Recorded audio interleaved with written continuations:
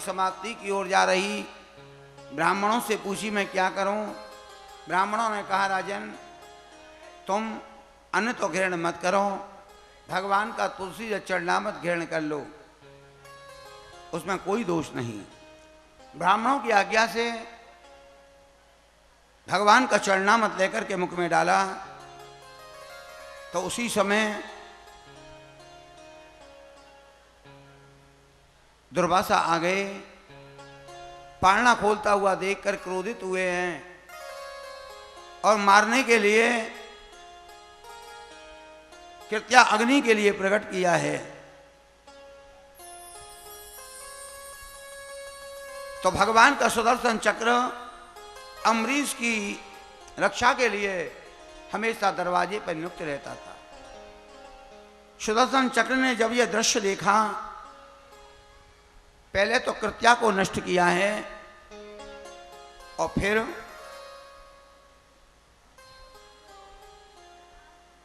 दुर्वासा को नष्ट करने चले हैं। दुर्वासा भागे वहां से, जहां जा गए सभी ने मना कर दी, हम रक्षा नहीं कर सकते। अंत में भगवान के पास गए। भगवान बोले हम भी तुम्हारी रक्षा नहीं कर सकते, अगर तुम्हारी रक्षा होगी तो अम्बरीश के द्वारा होगी। भगवान ने ये बात क्यों कही? भगवान ने भक्त का मान बढ़ाने के लिए और दुर्वासा को का अवमान चूर्ण करने के लिए भगवान ने वचन कहे। भगवान ने भक्त का मान बढ़ाने के लिए और दुर्वासा ऋषि का अवमान चूर्ण करने के लिए भगवान ने वचन कहे। जब राजा अम्बरीश लौट करके आए और दुर्वासा के चरणों में गिरने के लिए भये, तब राजा अम्बरीश ने उनको रोक दिया कि हे ब्राह्मण देवता, आप ये क्या कर रहे हैं? दुर्वासा बोले सुदर्शन चक्र से मेरी रक्षा करो, मेरी रक्षा करो। तब यहां राजा अम्बरीश ने सुदर्शन चक्र की स्तुति करी है, प्रार्थना की है कि नमः सुनावा खिल धर्म ते दवे,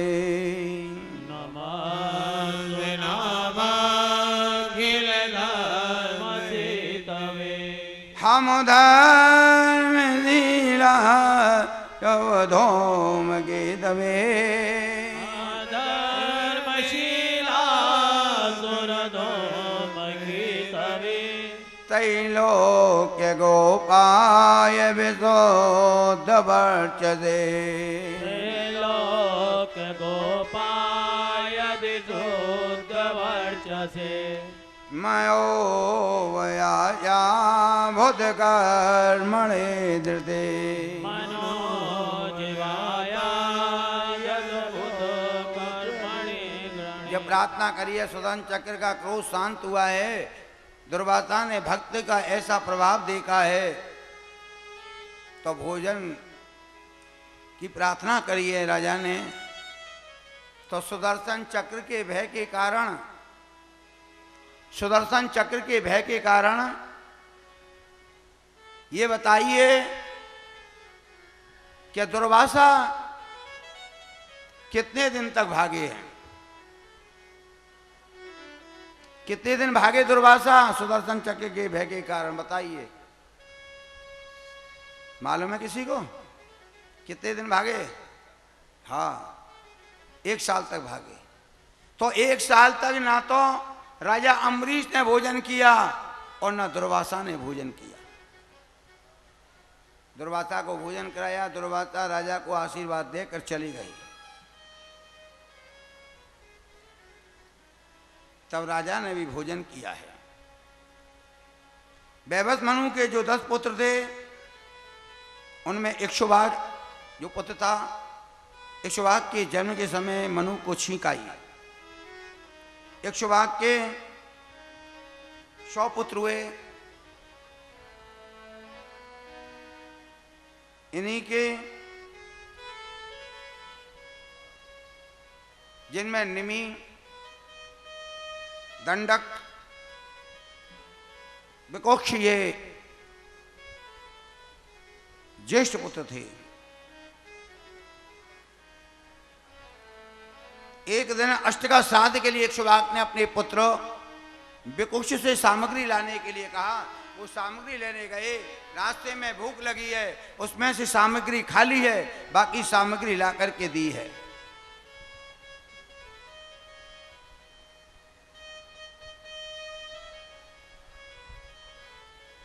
जब वो सामग्री इक्ष्वाक ने गुरु वशिष्ठ जी को दी, गुरु वशिष्ठ जी बोले ये सामग्री झूठी है, तुम्हारे पुत्र ने झूठी कर दी है। इक्ष्वाक ने विकुक्ष से पूछा, बेटा तुमने सामग्री में से खाया? बोले हाँ पिताजी, भूख लगी हमने खा लिया। इक्ष्वाक को क्रोध आया, उन्होंने पुत्र को अपने नगर से निकाल दिया। जब इक्ष्वाक परलोक सिधार गए, विकुक्ष पुनः लौट कर आए हैं। एक बार देवता और दैत्यन के युद्ध में इन्होंने देवतान की बहुत सहायता करी। तब देवताओं ने इनका नाम अनैना पुरंजय भी रखा है। इन्हीं की वंश परंपरा में राजा यवनासव हुए हैं। फिर इन्हीं की वंश परंपरा में मानधाता, जिनकी 50 कन्या हुई हैं, 3 पुत्र, 50 कन्याओं का विवाह शौवर ऋषि के साथ हुआ है। मानधाता के वंश में ही हरिश्चंद्र आदि राजा हुए हैं, जो बड़े ही प्रतापी हुए हैं। हरिश्चंद्र के पुत्र रोहित हुए। इन्हीं के वंश में राजा सगर हुए हैं। सगर के ही वंश में भागीरथ हुए हैं, कि जो गंगा को लेकर के आए हैं। इन्हीं के वंश में राजा खड़वांग हुए हैं।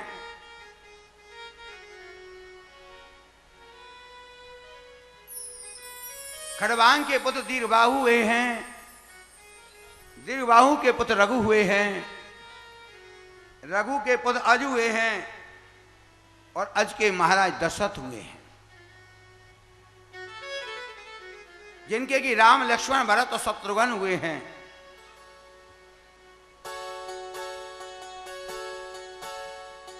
भगवान विष्णु के अंश से अवतीर्ण हुए हैं। राजन, इनका चरित्र तो प्राय आपने सुन ही चुके हो। पृथ्वी का भार उतारने के लिए ही अवतीर्ण हुए हैं।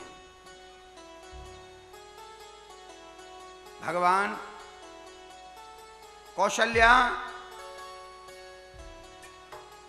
के राम, केकई के भरत, सुमित्रा के लक्ष्मण और शत्रुघ्न हुए हैं। भगवान राम के जन्म के समय देवता आकाश से फूलों की वर्षा करने लगे हैं, बाजे बजने लगे हैं, प्रभु श्री राम की जय जयकार हो रही है।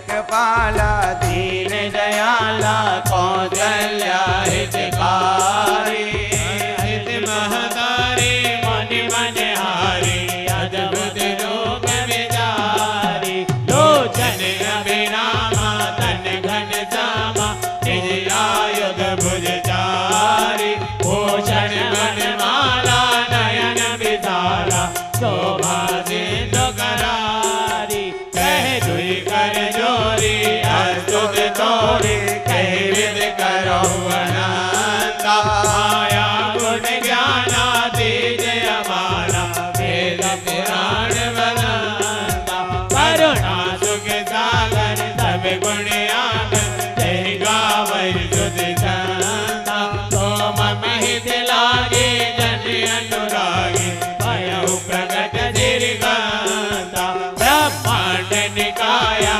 निर्मित माया, रोम रोम प्रतिभेद कहे,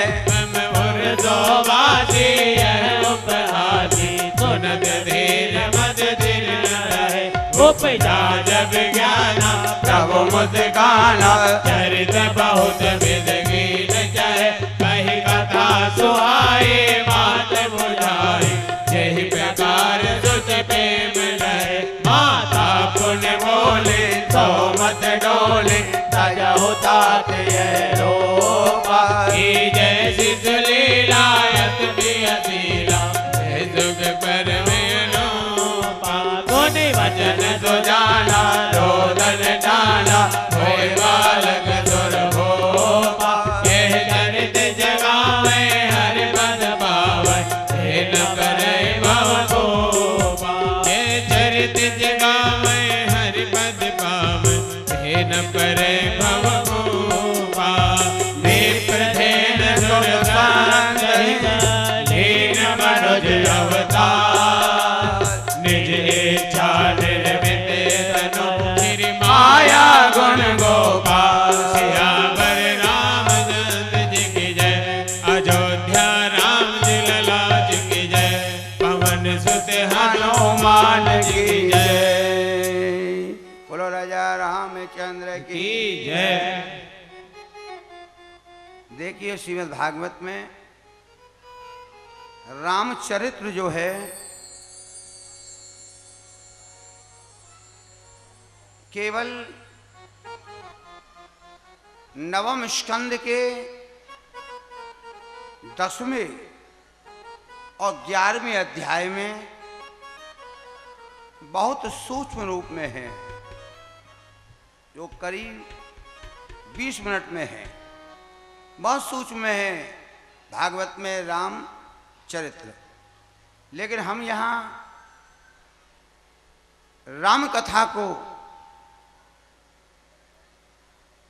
करीब 1.5 घंटे कहेंगे, वो भी बहुत सूक्ष्म में कहेंगे भाई, क्योंकि आज कृष्ण जन्म है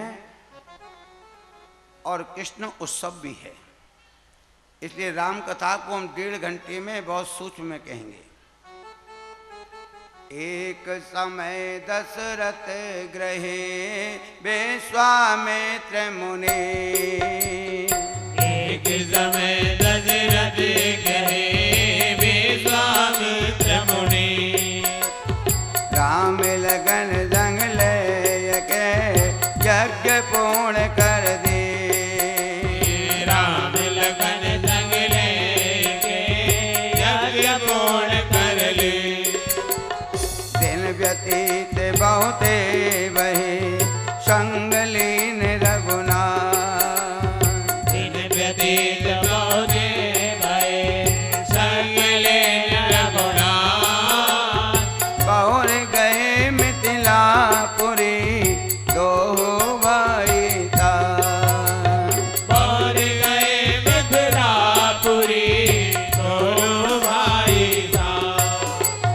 मिथिलापुर को देख के चकित बहे चित चोर मिथिलापुर को देख के चकित भय चित चोर ऐसी अवधपुरी नहीं जड़े स्वर्ण और ही ऐसी अवधपुरी नहीं जड़े स्वर्ग और ही जाय बात में लो क्यों कहे जो सब नर नार चार बात महलों की भय गगन नरनार बरलायक श्री राम जी सीता के अनुहार बरलायक श्री राम जी सीता के अनुहार रचो स्वयंवर जनक जी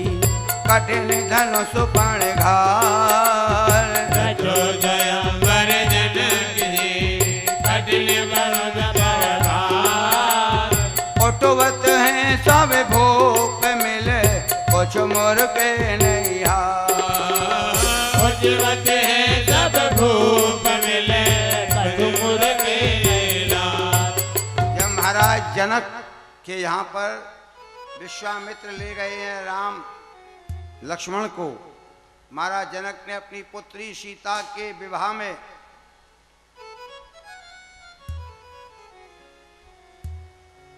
शंबर रचा और ये शर्त रखी कि जो इस शिव धनुष को तोड़ेगा उसी के साथ में मैं अपनी पुत्री का विवाह करूंगा। बड़े बड़े राजा महाराजा आए वहां, रावण भी आया है वहां, बाणासुर भी आया है वहां। रावण ने जब बाणासुर को देखा तब रावण बाणासुर से पूछने लगा है कि बाणासुर तुझे पता नहीं मैं आपत्ति का परकाला हूँ। बाणासुर तुझे पता नहीं मैं आपत्ति का परकाला हूँ। जैसे दिक्पाल दहकते हैं, जैसे दिक्पाल दहकते हैं, वो मस्त और मत वाला हूँ। वो मस्त और मत वाला हूँ। वो मस्त और मत वाला हूँ। वो मस्त और मत वाला हूँ। मेरी प्रचंड भुजाओं ने, मेरी प्रचंड भुजाओं ने कैलाश पहाड़ उठाया है। कैलाश पहाड़ उठाया है। अरे मेरे ही तो डर के कारण, मेरे ही तो डर के कारण यम कुबेर दहलाया है। यम कुबेर कहलाया है। यम कुबेर दहलाया है। यम कुबेर कहलाया है। मेरी इच्छा के बिना, मेरी इच्छा के बिना सूरज उग सकता नहीं। सूरज उग सकता नहीं। मेरी मर्जी के बिना, मेरी मर्जी के बिना पता हिल सकता नहीं। पत्ता हिल सकता नहीं। पता हिल सकता नहीं। पत्ता हिल सकता नहीं। जब ये बात कही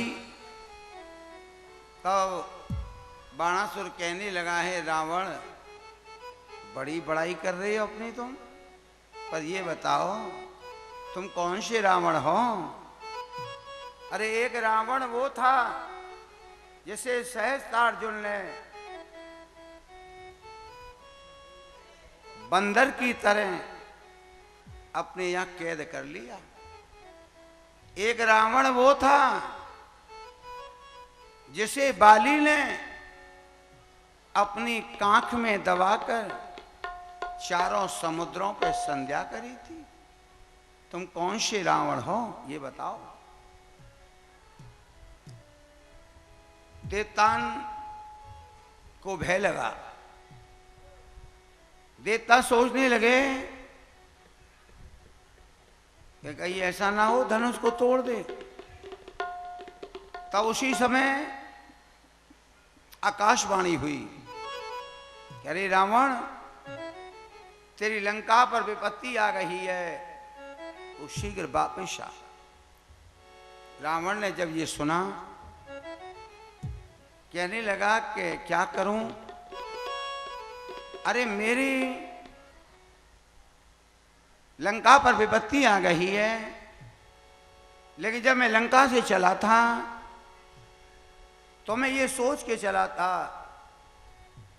कि धनुष को तोड़ करके सीता से विवाह करके मैं ही लाऊंगा, पर क्या करूंगा? आज मेरी लंका पर विपत्ति आ गई है। तब रावण ने यह प्रतिज्ञा करी है कि मैं प्रतिज्ञा करके जाता हूं कि एक बार सीता को मैं लंका में अवश्य ले जाऊंगा। ये प्रतिज्ञा करके रावण चला गया। तो तब बोले हैं जनक जी, अभी बोले हैं जनक जी, क्षत्रिय से नहीं कोई, क्षत्रिय से नहीं कोई, वचन सुनत ही जनक को, वचन सुनत ही जनक को, वचन सुनत ही जनक को, वचन सुनत ही जनक को, गोपे लक्ष्मण सोय, बोले लक्ष्मण को, कहे लखन सो राम जी,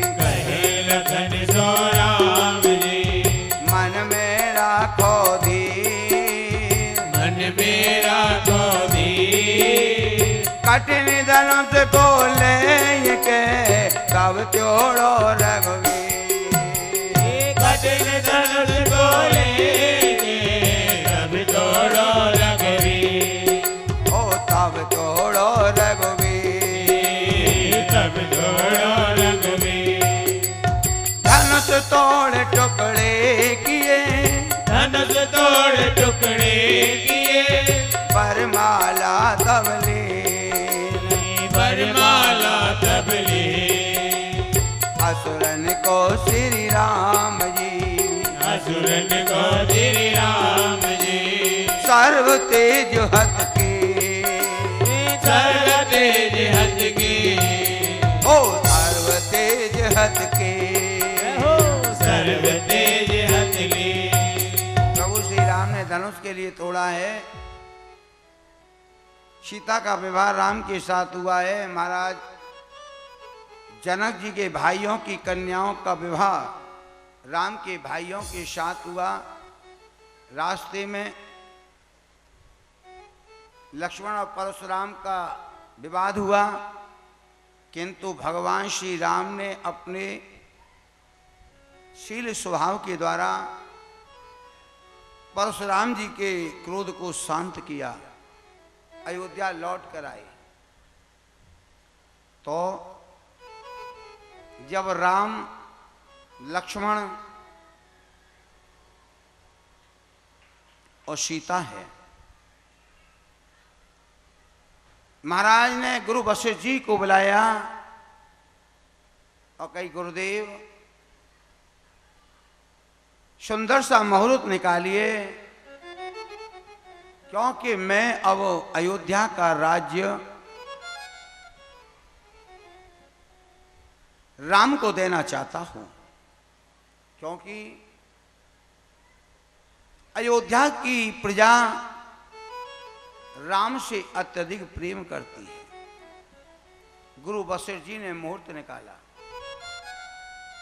राज्याभिषेक की तैयारी प्रारंभ हुई। तब मंथरा लकड़ियां टेकती टेकती कैकई के पास आई है और बोली, बहन कैकई, तैने कुछ सुना है? कैकई बोली, बहन मंथरा, क्या कोई नवीन समाचार लाई हो? बोले, हाँ नवीन समाचार लाई हूं। बोले, क्या लाई हो? बोले, महाराज अयोध्या का राज राम को देने जा रहे हैं। इस बात को सुनकर कैकई बड़ी प्रसन्न हुई और मंत्रा से बोली, है बहन मंत्रा, ये तो खुशी की बात है कि प्राणों से प्यारा राम जो है वो अयोध्या का राजा होगा। मंथरा बोली, अरे कैकई, तू बड़ी भोली है। देख, महाराज की सबसे प्रिय रानी तुम हो, और अगर राम राजा हो गए ना तो महाराज की प्रिय रानी तो कौशल्या हो जाएगी, तुम तो दासी रह जाओगे। बहुत सी बातें सिखाई। कैकई बोली, बहन मंत्रा, मैं इसमें क्या कर सकती हूं? अरे महाराज जिसे चाहेंगे उसे राजा बनाएंगे, मैं इसमें क्या कर सकती हूं? मंत्रा बोली, अरे भाई उपाय तो मैं बता सकती हूं तुझे। बोले, क्या उपाय है? बोले, देवासुर